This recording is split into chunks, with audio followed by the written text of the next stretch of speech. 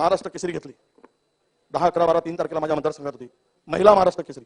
कोल्हापूरच्या एका पोरीनं त्या महाराष्ट्र केसरीचं बक्षीस मिळवलं. तिला महाराष्ट्र केसरी महिला मिळाला, मान मिळाला, ती ठरली. अध्यक्ष महोदय, त्या कुस्तीमध्ये ती कुस्तीगीर महिला कोण होती माहिती आहे? धनगर समाजाची पोरगी होती. तिचा बाप 6 महिन्यासाठी तुमच्या साखर कारखान्यामध्ये काम करत होता. त्या पोरीचं नाव काय मनोज? जरा नाव जरा यांना सांगा, आमच्या गोरे साहेबांना, कोल्हापूरची. आणि ती पोरगी साताऱ्याची. त्या पोरगीचा म्हणजे वडील आणि त्या पोरीचं घर टिनाचं घर होतं. पहिली झाली ती, पहिली महाराष्ट्र केसरी, दुसरी महाराष्ट्र केसरी ती पोरगी झाली.